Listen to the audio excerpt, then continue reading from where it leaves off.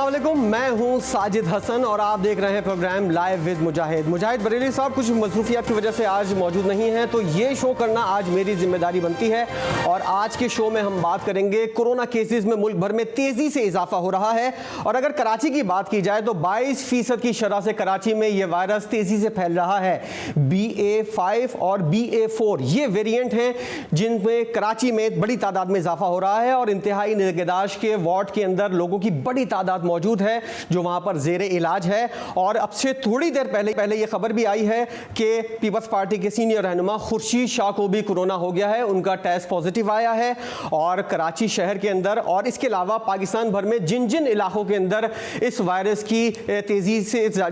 का फैलाव तेजी से जारी है वहां पर मरकज़ सेहत की जानिब से ये ऐलान किया गया है कि पाबंदियां जो हैं वो होंगी और एहतियाती तदाबीर जो है वो ख़ास तौर पर उनका ख्याल रखा जाए और इंतहाई निगहदाश्त के वार्ड के अंदर जाने के लिए पाबंदी आयद की गई है। और लोगों को कहा गया है कि वो एहतियाती तदाबीर इख्तियार करें, जैसा कि सैनिटाइज़र का इस्तेमाल है और मास्क का पहनना है और पब्लिक मकामात पर एक दूसरे से फासला रखना है।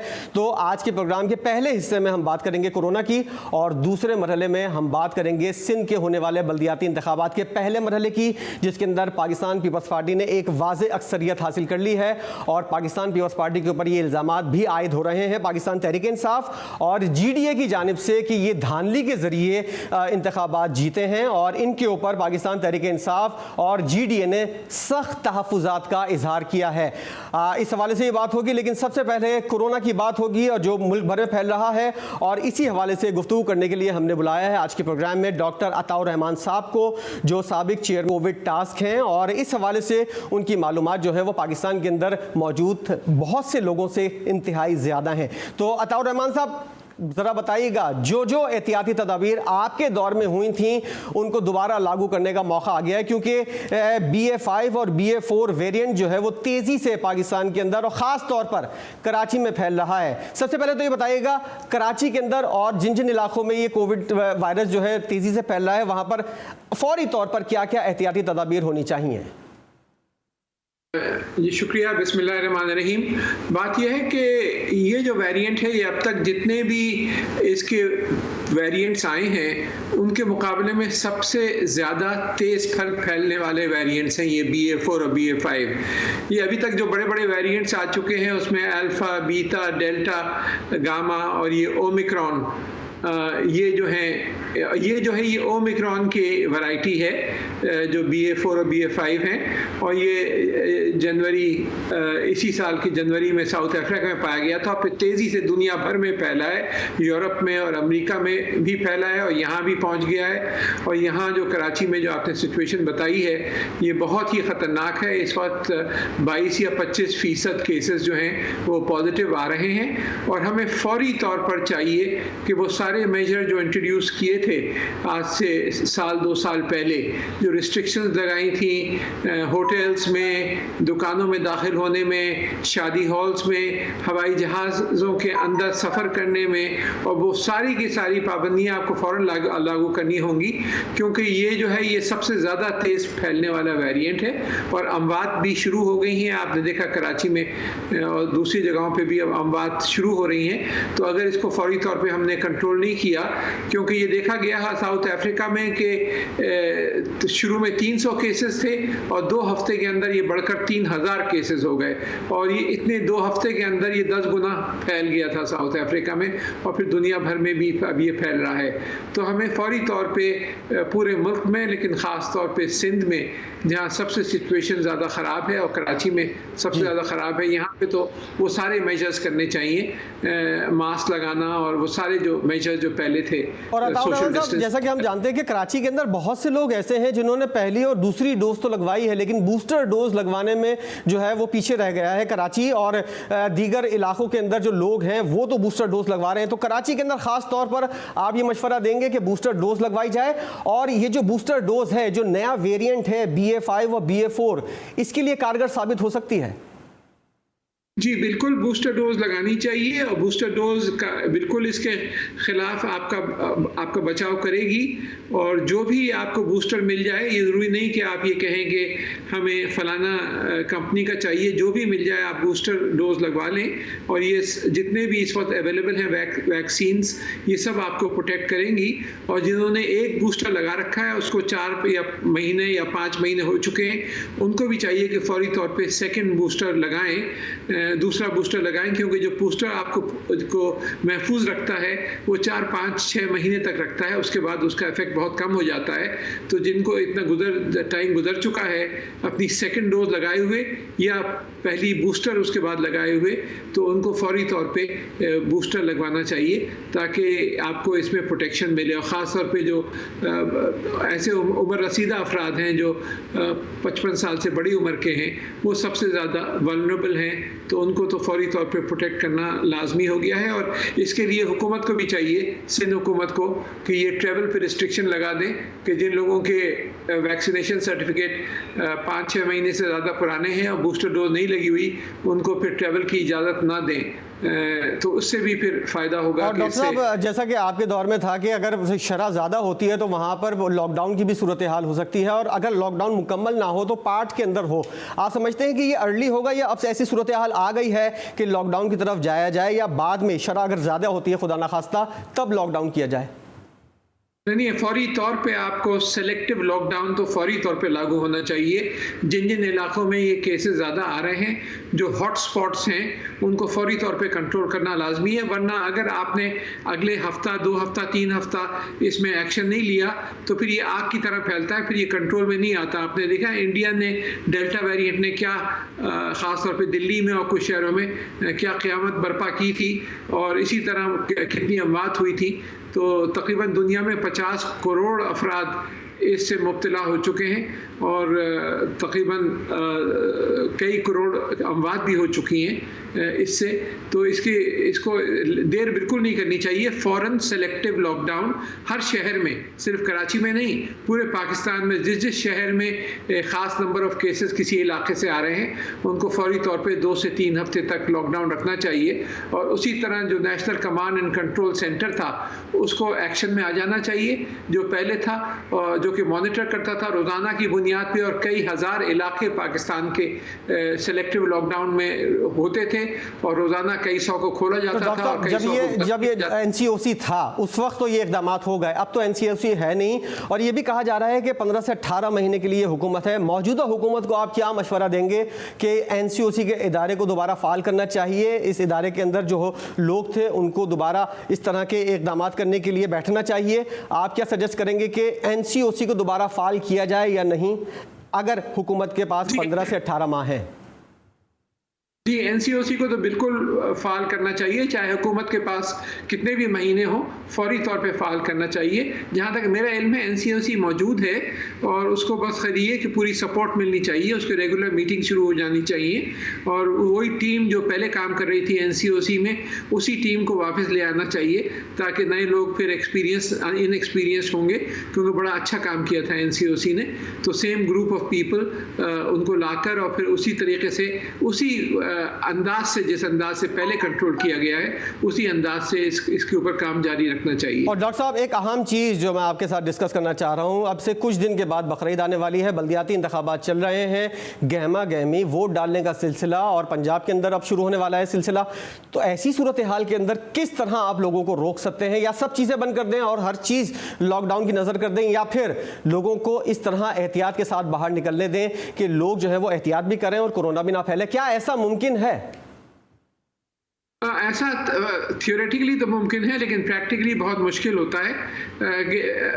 आपने देखते हैं कि इलेक्शन के बाद सब घमाघमी होती है, सब एक दूसरे से। तो एक तो मास्क पहनना लाजमी कर दें कि इलेक्शन बूथ में किसी को अंदर आने नहीं दिया जाएगा जब तक कि मास्क नहीं पहना हो। तो इससे कम से कम जितने लोग बाहर होंगे वो कम से कम मास्क पहने होंगे, या अक्सर मास्क पहने होंगे। जो मास्क पहना हुआ नहीं होगा उसको वोट की इजाज़त ही नहीं होगी। ये तो फौरी तौर पर आप कर सकते हैं। दूसरे जो है बाहर भी जो हैं उनको एक ख़ास डिस्टेंस में रखें और बकरा ईद पे लोग जो हैं घरों पे जाके मुसाफा ना करें, गले ना मिलें, दूर से सलाम करें और दूर से बैठें, ख़ासतौर पे बुज़ुर्गों से दूर रहें और करीब ना आएँ। तो वो सारी एहतियात हमें करनी होगी। लेकिन क्योंकि आपने भी देखा पिछले साल और उससे पिछले साल जब ईद या बकरा ईद आई तो उसके तकरीबन 2, 3, 4 हफ्ते बाद एक साथ तादाद जो थी मरीज़ों की बढ़ी और अमवात की तादाद भी बढ़ने लगी। तो यही सूरत हाल अब सामने आ सकती है और ख़ास तौर पे ऐसे शहरों में जहां ऑलरेडी जैसे आपने बताया कि 22% या 25% भी हो गया है पॉजिटिविटी रेट, जहां इतना ज़्यादा है और मुल्क में सबसे ज़्यादा हालत ख़राब है, तो वहाँ तो लाजमी इस तरह की एहतियात करनी चाहिए। और सबसे अहम चीज़ वही है कि जिन लोगों ने वैक्सीन नहीं लगाई हुई फ़ौरन आप बूस्टर वैक्सीन लगाएं ताकि आपको प्रोटेक्ट कर लिया जाए। फिर आपके ऊपर ये हमला अगर करेगा भी तो बहुत माइल्ड हमला होगा और इंशाल्लाह आप बचे रहेंगे। और डॉक्टर साहब जब से ये पाबंदी मुकम्मल तौर पर ख़त्म हुई है कि बैरून मुल्क से लोग आ भी सकते हैं, जा भी सकते हैं, और ये कोरोना टेस्ट की पाबंदी जो है और करंतना की पाबंदी ये भी ख़त्म हुई है, आप नहीं समझते कि अब वो सूरत हाल दोबारा लागू करनी होगी? ऐसी सूरत हाल बन गई है कि लोगों को कौन आ रहा है कौन जा रहा है इसका टेस्ट होना चाहिए हर शख्स का, और महदूद तादाद में लोग बाहर जाएं और महदूद तादाद में लोग मुल्क के अंदर वापस आ सकें। जी बिल्कुल, वो सारी की सारी पाबंदियाँ आपको लानी होंगी और साथ के साथ जैसे मैंने अर्ज़ किया जो ऐसी जगहें हैं जहाँ लोग एक जगह जमा होते हैं, जैसे शादी हॉल्स हैं या जैसे सिनेमा हॉल्स हैं और दूसरी जगहें, वहाँ पे आपको लिमिट कर देना चाहिए कि कितने लोग आ सकते हैं। रेस्टोरेंट पे पाबंदी लगानी होगी, ख़ासतौर पे ऐसे शहरों में जहाँ ये फैल रहा है, कराची और दूसरे शहरों में जहाँ ये ज़्यादा फैल रहा है, वहाँ पे फौरी तौर पे पाबंदी। जितना आप जल्द एक्ट करेंगे उतना आपको इसमें कंट्रोल कर पाएंगे। और टेस्टिंग जो है वो इस वक्त 13-14 हज़ार टेस्ट हो रहे हैं रोज़ाना, ये बढ़ा के हमें वापस 50-60 हज़ार टेस्ट फौरी तौर पे करने चाहिए ताकि सही सूरत हाल हमें वक्त पे पता चले। ये ना हो कि बाद में पता चले कि फ़लाने इलाकों में ज़्यादा फैल गया और हमने उतने वहाँ टेस्ट नहीं किए। तो टेस्टिंग की तादाद भी फौरी तौर पर हमें पूरे मुल्क में बढ़ानी पड़ेगी। अच्छा डॉक्टर साहब, यूरोप के अंदर मुकम्मल तौर पर पाबंदियाँ ख़त्म हो चुकी हैं और वहाँ पर फ्लू की तरह इस वायरस को लिया जा रहा है अब, और जिसको खुदा न खास्ता ये वायरस हो जाता है तो वो एहतियाती तदाबीर इख्तियार करे, घर के अंदर रहे और जब वो ठीक हो जाए तो बाहर आ जाए। तो बड़ा आसान फार्मूला है। इस फार्मूले पर अमल दरामद पाकिस्तान में मुमकिन हो सकता है या नहीं? जब मुमकिन हो सकता है, जब जो आबादी है उसका आप 80-90% उनको वैक्सीन दे के प्रोटेक्ट कर लें या बूस्टर दे के प्रोटेक्ट करें। यूरोप में जो आप बात कर रहे हैं वहाँ सब बहुत बड़ी तादाद जो है, मेजॉरिटी जो लोग एलिजिबल हैं, बच्चों की बात नहीं हो रही, उनको वैक्सीन दी जा चुकी है और बूस्टर भी दिए जा चुके हैं, जिसकी वजह से वो बिल्कुल प्रोटेक्टेड हैं। तो इस वजह से जो भी ये मुब्तला होता है वो माइल्ड अटैक होता है, सीरियस इलनेस नहीं होती, हॉस्पिटलाइजेशन नहीं होती। पाकिस्तान में अभी तक हमारी बहुत बड़ी आबादी ऐसी है जिनको जो वैक्सीनेटेड है ही नहीं या वैक्सीन है तो फिर उसको वैक्सीन दिए हुए काफ़ी अरसा हो चुका है और फिर उन्होंने बूस्टर नहीं लिया है। इसकी वजह से जो वल्नरेबिलिटी है वो बहुत ज़्यादा है हमारे यहाँ। तो इसकी वजह से हम वो वाला तरीका इस्तेमाल नहीं कर सकते जो यूरोप का है, जब तक कि आपकी सारी पॉपुलेशन, बेशतर पॉपुलेशन का हिस्सा वैक्सीनेट ना हो जाए या बूस्टर ना मिल जाए उसको। अच्छा डॉक्टर साहब, जैसा कि आपने बताया कि यूरोप के अंदर और बैरून मुल्क के अंदर 80-90% लोगों को डोज लग चुकी है। एक मोटे अंदाजे के मुताबिक आपके पास क्या अंदाज़ा है पाकिस्तान के अंदर कितने फ़ीसद लोगों को वैक्सीन लग चुकी है और पाकिस्तान के अंदर कितने ऐसे लोग हैं जिनको अभी भी वैक्सीन लगनी बाकी है? मेरा अंदाज़ा है कि तकरीबन 50% या 40 से 50% अफराद को वैक्सीन लग चुकी होगी और लेकिन अभी भी तकरीबन 40 या 50% एलिजिबल पॉपुलेशन की बात कर रहा हूँ, बच्चों की बात नहीं कर रहा, जो 15 साल या 12 साल से कम उम्र के हैं उनको छोड़कर बकिया पॉपुलेशन की बात हो रही है। तो उसमें अभी भी मेरे ख्याल से कम 40 से 50% पॉपुलेशन, ख़ास तौर पे जो देहातों में जो पॉपुलेशंस हैं वो वैक्सीनेटेड अभी भी नहीं होंगे। तो इस वजह से हमें फौरी तौर पे वैक्सीनेशन की तरफ भी तेज़ी से ध्यान देना पड़ेगा। और डॉक्टर साहब, मेरे इल्म में ये वाली बात भी है कि आपने काफ़ी रिसर्च की है इस वायरस को लेकर, और जब आपके पास ये ओहदा था, साबिक चेयरमैन आप कोविड टास्क हैं, उस वक्त भी आपने काफ़ी पढ़ा है और लोगों से बात की है, बैरून मुल्क लोगों से आपने गुफ्तगू की है इस वायरस को लेकर। कैसे आप समझते हैं कि इसका मुकम्मल खात्मा मुमकिन है, और क्या हम इसी तरह ज़िंदा रह सकते हैं आने वाले दिनों में कि हर साल एक नया वेरिएंट आए और उसके बाद डोज लगवाएं और इस तरह ही मामूलात ज़िंदगी जारी रखें, या इसका मुकम्मल खात्मा मुमकिन है? बात यह है कि कराची यूनिवर्सिटी में एक इदारा मैंने कायम किया था, मेरे वालिद के नाम से ही है, Jamilur Rahman centre for genomics research. तो वहाँ पे रोज़ाना की बुनियाद पर इसकी जो जीन सीक्वेंसिंग की जाती रही है, और हम देखते रहे हैं कि इसका जो साख्त है, इसका जो स्ट्रक्चर है, उसमें कहाँ कहाँ पे तब्दीलियाँ आ रही हैं और उन तब्दीलियों का क्या इम्पैक्ट हो सकता है इंसानी सेहत पर। तो ये मुख्तलिफ जो वेरिएंट्स आए हैं उन सब की जो है जो एग्जैक्ट जेनेटिक सीक्वेंस जो है उसका कि उनकी जो साख्त है वो रोज़ाना की बुनियाद पे देखी जाती रही है और दी जा रही है। तो ये जो है ये बहुत अहम चीज़ है जो मुल्क में इस तरह की स्टडीज़ होना लाजमी है। और ये पता चल रहा है कि जो वेरिएंट्स आ रहे हैं जैसे BA4 या BA5 है, इसमें ये स्पाइक, ये जो वायरस होता है समझे एक फुटबॉल नुमा है जिसमें कांटे कांटे से लगे होते हैं। इनमें ख़ास किस्म की प्रोटीन्स होती हैं, स्पाइक प्रोटीन्स, जो इंसानी खलियों के साथ अंदर दाखिल होकर वो कांटे जो हैं उस पर स्पाइक प्रोटीन होती हैं, वहाँ पे तब्दीलियाँ आ जाती हैं। और जितने आसानी से अंदर दाखिल होंगे इंसानी खलियों से के अंदर, उतने ही ज़्यादा तेज़ी से ये फैलेगा इंसान के अंदर और फिर बाहर आएगा। तो वो वहाँ पे इसमें BA4 और BA5 में उस जगह पे म्यूटेशंस आई हैं जिसकी वजह से ये बहुत ज़्यादा तेज़ी से फैल रहा है। लेकिन इसके जो अमवात हैं वो इतनी ज़्यादा नहीं हो रही जितनी डेल्टा जो दिल्ली में पाया गया था जो वेरिएंट, उसमें जो अमवात हो रही थी उतनी अमवात नहीं हो रही। तो आहिस्ता आहिस्ता ये लगता है कि शायद ये मॉडरेट हो जाए और फ्लू की शक्ल इख्तियार कर ले। लेकिन जब तक ये तब्दील होता रहता है अपनी शक्ल, तो कुछ भी जा सकता है, किसी डायरेक्शन में भी जा सकता है। ये सिर्फ अंदाज़ा है कि शायद ये अपना जो इंटेंसिटी है, अमवात की जो शरह है उसको वो कम हो जाए। और अभी तक ऐसा लगता है कुछ कम हो रही है इन वेरिएंट्स में।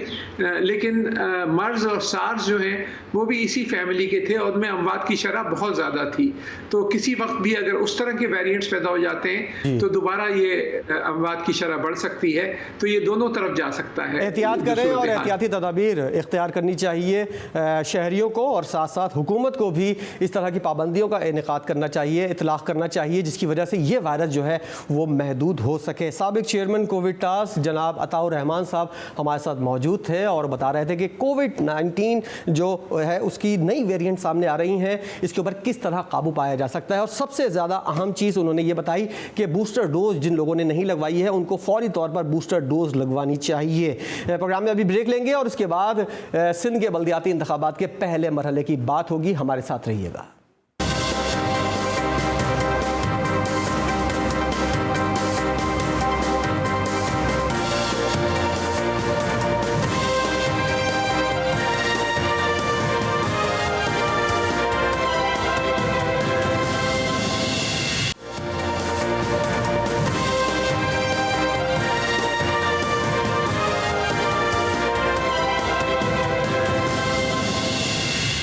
Welcome back. सिंध में बल्दियाती इंतखाबात का पहला मरहला मुकम्मल हुआ है और पाकिस्तान पीपल्स पार्टी वो वाहिद जमात है जिसने वाज़ेह अक्सरियत हासिल की है और कुछ तहफ़्फ़ुज़ात का इजहार भी किया गया है दो पार्टियों की जानिब से, ख़ास तौर पर पाकिस्तान तहरीक इंसाफ और GDA की जानिब से, और MQM ने भी इस हवाले से तहफ़्फ़ुज़ात का इजहार किया है। तहरीक इंसाफ के रहनुमा अली जैदी ने तो एक वीडियो भी शेयर की है जिसके अंदर ये बताया गया है कि किस तरह धांधली हो रही है बल्दियाती इंतखाबात में, जबकि MQM के रहनुमाओं का यह कहना है कि सक्खर जोन में तसादुम हुआ, यहाँ वोटिंग दोबारा होनी चाहिए, क्योंकि वोटर्स जो हैं वो इस तसादुम के बाद जब फायरिंग वगैरह हो रही थी यहाँ पर और वोट डालने नहीं दिया जा रहा था लोगों को, तो लोग खौफजदा होकर अपने घरों तक महदूद रहे और उन्होंने बढ़ चढ़कर वोटिंग में हिस्सा नहीं लिया। सक्खर जोन के अंदर दोबारा वोटिंग होनी चाहिए। ना सिर्फ सक्खर जोन बल्कि नवाबशाह और मीरपुर खास में भी MQM की जानिब से ये बात सामने आई है कि दोबारा इलेक्शन हो। वहाँ पर भी कुछ जोन्स ऐसे हैं जहाँ पर तसादुम हुआ था और पीपल्स पार्टी के ऊपर बराह रास्त तो इल्ज़ाम नहीं लगाया गया, लेकिन इलेक्शन कमीशन जाने का MQM ने ऐलान कर दिया है। सक्खर की अगर बात हो रही है तो सक्खर के कुछ हतमी नताइज आने का सिलसिला जारी है और वहां क्या कुछ होता रहा, हमारे नुमाइंदे KB शेख सक्खर से हमारे साथ जुड़े हुए हैं। KB शेख, जरा बताइएगा कैसी सूरत हाल रही मजमूई तौर पर सक्खर में और अब हतमी नताइज क्या कहते हैं?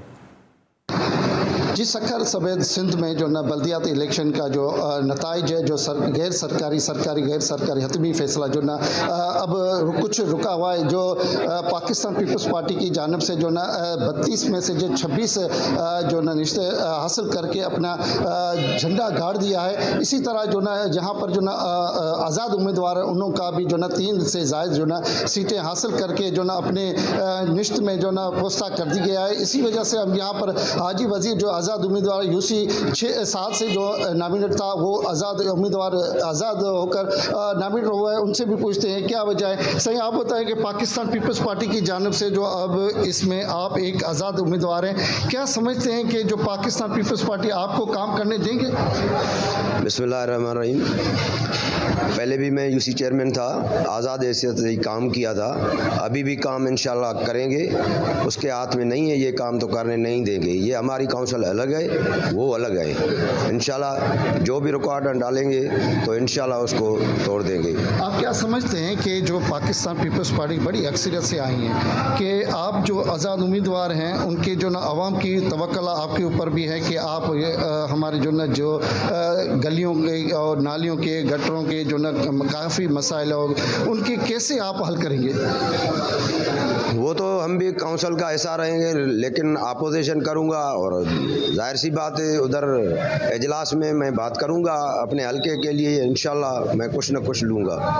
जी, इनका ये कहना है कि जो मैं अपने हलके में जो भी अवामी जो मसाइल हैं उनको उजागर करूंगा और जो ख़ास उनके जो मसाइल को जल्द से जल्द हल करूंगा, क्योंकि पाकिस्तान पीपल्स पार्टी अक्सरियत से जीती है, उनके बावजूद भी जो ना अवामी जो मसाइल हैं उनको जल्द से जल्द हल करने की कोशिश की जाए। जी बहुत शुक्रिया कि अभी शेख हमारे नुमाइंदे हमारे साथ मौजूद थे और सखर की सूरत हाल से मुतालिक हमें बता रहे थे।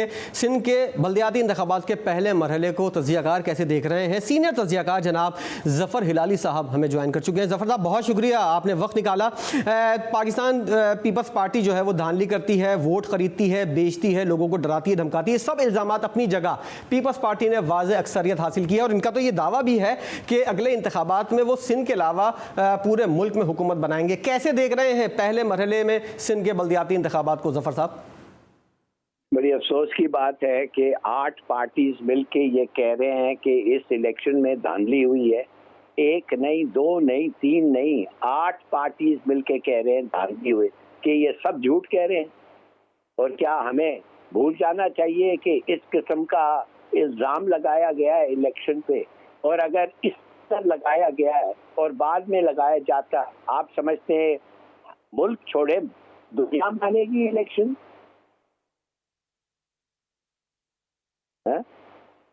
ज़फ़र साहब, इसका एक तरीक़ाकार होता है ना, इलेक्शन कमीशन जाएं, आप सूबाई इलेक्शन कमीशन जाएं या मरकज़ी इलेक्शन कमीशन जाएं, दरख्वास्तें जमा कराएं और जो तहफ़्फ़ुज़ात हैं उसके हवाले से बात करें। माफ करिए, आप पता नहीं किस दुनिया में रह रहे हैं। आपने इलेक्शन कमीशन के बारे में कुछ सुना है? ये जो होता रहा है इलेक्शन कमीशन के बारे में, सबसे बड़ा पार्टी ने कहा है कि हम इनके साथ इलेक्शन करा ही नहीं सकते। आप इलेक्शन कमीशन की बात करते हैं, जैसा अब उनके ही पास आप जाएंगे जिन्होंने बकौल 8 पार्टीज के खुद धांधली की है दूसरे इदारों के साथ मिलके। आप उनके पास जाएंगे इंसाफ के लिए, इसलिए कि लिखा हुआ है, तो फिर ठीक है चले जाए, उधर तो नहीं मिलेगा। अच्छा ज़फ़र इलाही साहब, कुछ तहफ़्फ़ुज़ात का इजहार एमक्यूएम ने भी किया है और एमक्यूएम के रहनुमा ख्वाजा इजहारुल हसन साहब हमारे साथ मौजूद हैं। आपकी मौजूदगी में मैं चाहूँगा कि उनसे ये सवाल करूँ कि ख्वाजा साहब, जिस तरह के तहफ़्फ़ुज़ात का इजहार बल्दियाती इंतखाबात के पहले मरहले में एमक्यूएम ने किया है, एक मुआहिदा जिसके ऊपर अमल दरामद पीपल्स पार्टी ने नहीं किया, वसीम अख्तर साहब आज की प्रेस कॉन्फ्रेंस में ये सब कुछ कह रहे हैं और उसी दिन एमक्यूएम के रहनुमाओं की जाने से ये बात भी सामने आती है कि इलेक्शन कमीशन जाएंगे जो शिकायत हैं बल्दियाती इंतखाबात को लेकर। तो एमक्यूएम को क्या तहफ़्फ़ुज़ात हैं, सबसे पहले तो ये बताइएगा कि बल्दियाती इंतखाबात में। लेकिन सबसे पहली चीज़ तो बल्दियाती इंतखाबात को सुप्रीम कोर्ट के फैसले की रोशनी में मुनक्किद होना चाहिए था। अच्छा, अब बहसियत कानून के तालिब इल्म के मेरा ये मकसद है कि आप एग्रीमेंट को भी साइड पे हटा दें। अगर एक फैसला इस मुल्क की सबसे बड़ी अदालत ने दे दिया है तो क्या उसके लिए सियासी कारकुनान को ज़रूरत है ये कहने की कि इस पे अमल दरामद कराया जाए, या फैसला हो गया तो क्या हुकूमतों की मर्जी है कि वो 10-10 साल उस फैसले को नजरअंदाज करके बैठी ना? ये तो एक ऑटोमेटिक मैकेनिज्म है। एडवोकेट जनरल तमाम सूबों के उनको फैसला चला जाता है कि आप इसके ऊपर अमल दरामद करें। हमारा पीपल्स पार्टी के साथ कई अदवार हुए, लेकिन शायद दोनों ही तरफ से इसमें वो एक्टिव रोल प्ले नहीं हुआ जो कि लेजिस्लेशन कर पाते हम। और दूसरी अहम बात ये भी है कि डीलिमिटेशन जो है वो बहुत ही बेकायदा तरीके से हुई है, जिसको हमने हाई कोर्ट में भी चैलेंज किया था, इलेक्शन ट्रिब्यूनल में भी चैलेंज किया, और मुझे बड़े अफसोस के साथ कहना पड़ रहा है कि हाई कोर्ट ने उस डिस्पैरिटी को एड्रेस नहीं किया। यानी अगर एक जगह यूसी में 10,000 का फर्क है तो वही शहरी यूसी में 25,000 का फर्क है। तो ये against the principle of the one man one vote होता है, क्योंकि तमाम यूसीज को इक्वल रिसोर्सेज दी जाएंगी, लेकिन अगर एक जगह पर 25,000 का डिफरेंस है और एक जगह 10,000 का डिफरेंस है और ये भी यूसी है और वो भी यूसी है, तो फिर इसमें मैं समझता हूँ कि एक डिस्पैरिटी आएगी। तीसरी चीज ये कि अमन की सूरत हाल काबिल इत्मीनान नहीं थी। खासतौर पर इंटीरियर में बहुत सी शिकायत आई, बैलेट बक्सेस उठा के ले जाने की शिकायत आई, ठप्पों की आई। तो मैं समझता हूँ इलेक्शन कमीशन ने सिक्योरिटी के वो भी खातिर खा इंतजाम नहीं किए जिसके ऊपर हम इलेक्शन को फ्री एंड फेयर कहते। जफर हिलाली साहब, जो तहफ़्फ़ुज़ात ख्वाजा इज़हार साहब को इलेक्शन कमीशन से वो तो अलग कर दें, क्योंकि चीफ इलेक्शन कमिश्नर और सूबाई इलेक्शन कमिश्नर के बारे में जो कुछ आपने कहा वो अलग बात है। पाकिस्तान पीपल्स पार्टी से जिस तरह के शिकवे पाकिस्तान तहरीक MQM की जानिब से किए जा रहे हैं, क्या MQM के जो तहफ़्फ़ुज़ात हैं पाकिस्तान पीपल्स पार्टी उन तहफ़्फ़ुज़ात को दूर कर सकती है? देखिए, बड़ी अफसोस से कहना पड़ता है कि ये तहफ़्फ़ुज़ात हैं, ये अभी नहीं, ये पता नहीं कितने सालों से आ रही है, मगर फिर भी ये एक एक के साथ एग्रीमेंट करते हैं, फिर भी समझते हैं कि एक एक के साथ जब इंसाफ मिलेगा, एक समझता है दूसरे से इंसाफ मिलेगा। जब बार बार इन्होंने देख लिया है कि नहीं मिलता, ये इकट्ठे होते हैं अंत के लिए। माफ करिए, मुझे ये कहना पड़ रहा है, इसलिए तारीख यही दिखाता है। तो अब आप क्या कह सकते हैं? अगर ये दे आर फेटेड, वो कहते हैं ना, ये फेटेड है टू बी टुगेदर। तो अगर इनको एक ये है कि इनको एक ही साथ रहना है, तो ये कोशिश करते हैं मगर नहीं रह सकते, कभी नहीं रह सकते। इसलिए उनका और इनका आउटलुक, गोल्स, इंटरेस्ट, सब चीज मुख्तलिफ है भाई। ख्वाजा इज़हार हसन साहब, MQM पाकिस्तान के जो तहफ़्फ़ुज़ात हैं वो अपनी जगह, आज वसीम अख्तर साहब ने जो प्रेस कॉन्फ्रेंस की है वो अपने दौर में एक नाज़िम भी रह चुके हैं, और आज वो ये प्रेस कॉन्फ्रेंस के अंदर कह रहे हैं कि निज़ाम जो ऐसा है इसके अंदर साफ़ और शफाफ इंतखाबात का इनेकाद मुमकिन नहीं है। तो फिर कौन सा ऐसा तरीक़ा है जिसकी वजह से साफ़ और शफाफ इंतखाबात हों, और इख्तियारात भी नाज़िम के पास नहीं होते, तो नाज़िम क्या करेगा जब उसके पास इख्तियार ही नहीं है? इसके जवाब में मैं एक दलील आपको ये देता हूँ कि लाहौर कराची से इंफ्रास्ट्रक्चर और बुनियादी सहूलियात के हिसाब से बहुत ज़्यादा आगे। ऐसा नहीं है कि लाहौर कोई टोक्यो को कम्पीट करता है, लेकिन पाकिस्तान के एक जदीद तरीन शहरों में लाहौर में वो तमाम सहूलियात हैं जो कराची में भी होनी चाहिए। मैं ये पूछना चाहता हूँ पाकिस्तान की कौमी क़यादत से, क्या लाहौर से जीतने वाली पार्टी विफाकी हुकूमत या सूबाई हुकूमत से मुज़ाकरात करती है, मुआहदे करती है कि लाहौर को बनाओ? क्या मुस्लिम लीग क्यू के दौर में लाहौर में काम नहीं हुआ? क्या पीपल्स पार्टी के दौर में लाहौर में काम नहीं हुआ? क्या PMLN की तरजीह लाहौर नहीं है? क्या आर्मी डिक्टेटर्स के दौर में लाहौर में तरक्याती काम नहीं हुए? मेरा दुख और मसला ये है कि MQM को मुआहदा करने की ज़रूरत ही क्यों पड़ती है? कराची जब एक इकनॉमिक हब है तो लाजमी है कि MQM हुकूमत के अंदर जाए तो इस शहर में लोकल बॉडीज़ में काम हो, इस शहर में वजारतें ले तो काम हो। कराची लाहौर की तरह एक प्रायोरिटी क्यों नहीं है, जबकि लाहौर का रेवेन्यू कराची शहर की एक जोड़िया बाजार से ज़्यादा का उसका रेवेन्यू नहीं है, जबकि कराची का रेवेन्यू पूरे पाकिस्तान का रेवेन्यू है। तो ये सवाल तो तमाम सियासी जमातों से हमें करना चाहिए कि आखिरकार कराची उसी तरह तरजीह क्यों नहीं हासिल कर पाता कि हर आने वाला प्राइम मिनिस्टर लाहौर की तरह कराची में भी मोटरवेज, कराची में भी मास ट्रांजिट, कराची में भी सर्कुलर रेलवे, कराची में भी बसेस और ये तमाम बुनियादी सहूलतों का जाल बिछाए। अब इस सवाल का जवाब यकीनन आप लोगों के पास होगा और इसका सिंपल मैं इस सवाल का जवाब हिलाली साहब से लेना चाहूँगा। ख्वाजा साहब, हिलाली साहब, जैसा कि इन्होंने कहा कि मुआहदा करने की ज़रूरत ही क्यों पेश आती है, इन्होंने पीपल्स पार्टी को आजमा लिया, इन्होंने पाकिस्तान तहरीक इंसाफ को आजमा लिया और PDM को और नून लीग को भी आजमा लिया, ये पार्टी क्या करे? इस सवाल का जवाब मैं आपसे ब्रेक के बाद लूँगा और मैं उम्मीद करता हूँ कि ख्वाजा साहब और हिलाली साहब दोनों हमारे साथ मौजूद होंगे और इस सवाल का जवाब कि MQM को मुआहदा करने की क्यों ज़रूरत पेश आती है, एक ब्रेक के बाद इस बात का जवाब देंगे।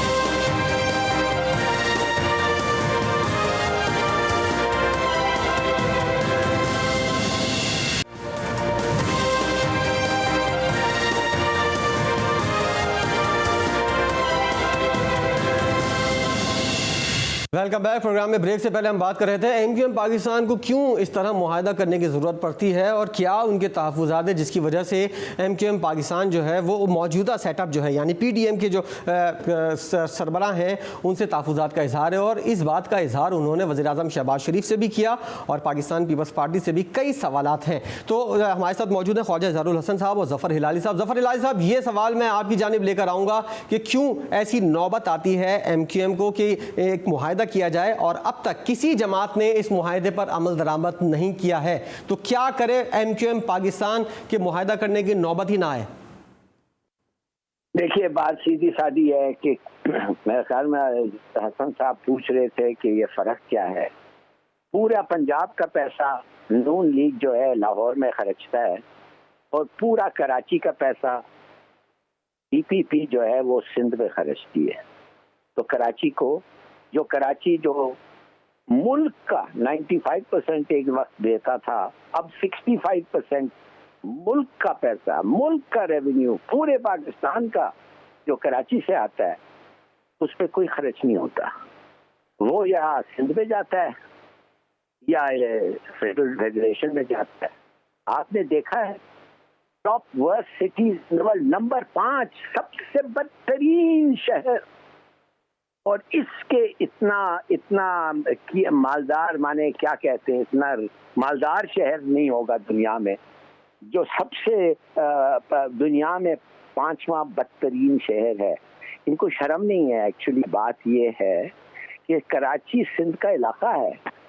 अगर सिंध का नाम पूरी दुनिया में आ रहा है कि सिंध का दारुल खिलाफा, सिंध का कैपिटल ऑफ सिंध जो है वो सबसे 5 बदतरीन शहर में है, तो कोई किसी को परवाह नहीं है। तो इसका मतलब क्या है कि सिंध को तो परवाह नहीं है कराची का क्या स्टेटस हो। अच्छा, तो सिंध को परवाह नहीं है कि कराची का क्या होना है और कराची किस हाल में है। ख्वाजा इज़हारुल हसन साहब, ज़फ़र हिलाली साहब ने बहुत अहम नुक्ता उठाया। 5वां बदतरीन शहर कराची बन चुका है पूरी दुनिया का, इसका जिम्मेदार आप किसको समझते हैं? देखिए, मैं यही कंटिन्यू करूंगा हिलाली साहब की बात को कि ये शहर बदकिस्मती से ना किसी की राजधानी है और ना किसी की कंस्टिट्यूएंसी है।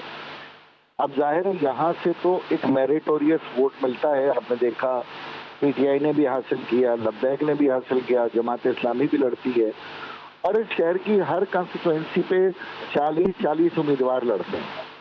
अब ये ना किसी एक मखसूस कबीले, किसी एक मखसूस ज़ात या कास्ट का शहर नहीं।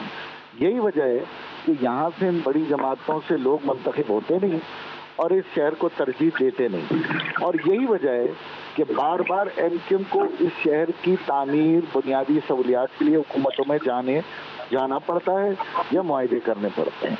और अब ज़फ़र हिलाली साहब ने बड़ी अच्छी बात कर दी कि जब पूरे पाकिस्तान का 65-67% दे रहा है, तो ये तो चारों सूबों के वज़ीर आला बशमूल वज़ीर-ए-आज़म, उनकी ख्वाहिश होनी चाहिए कि इस शहर के ऊपर ज़्यादा तवज्जो दें ताकि ज़्यादा रेवेन्यू हो। और ये बात भी दुरुस्त है कि 2008 में इस शहर का लोकल रेवेन्यू 30 अरब रुपए था और आज इस शहर का लोकल रेवेन्यू जो सूबे सिंध को मिलता है 350 अरब रुपए, और इस साल की मेगा स्कीम्स हमारी सिर्फ 3 अरब रुपए की। तो जो शहर 350 अरब रुपए सूबाई हुकूमत को देकर उसे 3 अरब रुपए की मेगा स्कीम्स मिले, जिसमें मेगा नाम की तो कोई चीज ना हो, तो वो शहर बदनसीब ही रहेगा। तो मैं ये समझता हूँ एक और अहम तरीन बात ये कि इस शहर में फेडरल टेरिटरी एरियाज भी हैं। यहाँ एक ऐसा एरिया है जो फेडरल कैपिटल एरिया है, जिसको आप जाके देखें तो शायद वहाँ पे इंसानों की जिंदगी इतनी मखदूश है। सूबाई हुकूमत कहती है कि वो फेडरल टेरिटरी है, फेडरल हुकूमत कहती है कि हमारे पास उसके लिए फंड नहीं है। फिर यहाँ 11 ऐसी कंटोनमेंट एजेंसीज हैं जिसमें DHA अलग है, फैसल कंटोनमेंट अलग है, मलीर कैंट अलग है, क्लिफ्टन कंटोनमेंट अलग है। वो एरिया कराची से बरखिलाफ बिल्कुल दूसरी शक्ल पेश करते हैं। आप कराची से निकलकर DHA की साइड चले जाएं तो आपको लगेगा ही नहीं कि ये कराची का हिस्सा है। तो इस शहर में ये जो तेहरा निज़ाम है कि फेडरल टेरिटरी भी है, लोकल गवर्नमेंट टेरिटरी भी है और प्रोविंशियल टेरिटरी भी है, वो भी इस शहर को बनाना रिपब्लिक बना चुकी है, जो कि बहुत जरूरत है कि एक ताकतवर मेट्रोपॉलिटन कॉरपोरेशन अंडर वन इस शहर को बनाना रिपब्लिक बना चुकी है। फेडरल गवर्नमेंट और लोकल गवर्नमेंट और सूबाई हुकूमत इसकी जिम्मेदार हैं। ख्वाजा इजहारुल हसन साहब और उनकी पार्टी जो है वो बल्दियाती इंतखाबात को लेकर इलेक्शन कमीशन जाएगी और अपने तहफ़्फ़ुज़ात का इजहार करेगी। मैं शुक्रिया अदा करूँगा ज़फ़र हिलाली साहब का, और ख्वाजा इजहारुल हसन साहब हमारे साथ मौजूद थे। सिंध के बल्दियाती इंतखाबात के पहले मरहले के ऊपर गुफ्तगू कर रहे थे और कराची के ऊपर आपने खुलकर गुफ्तगू की। प्रोग्राम में फ़िलहाल इतना ही। कल नए प्रोग्राम के साथ दोबारा हाजिर होंगे। जब तक के लिए दीजिए इजाज़त। अल्लाह हाफ़िज़।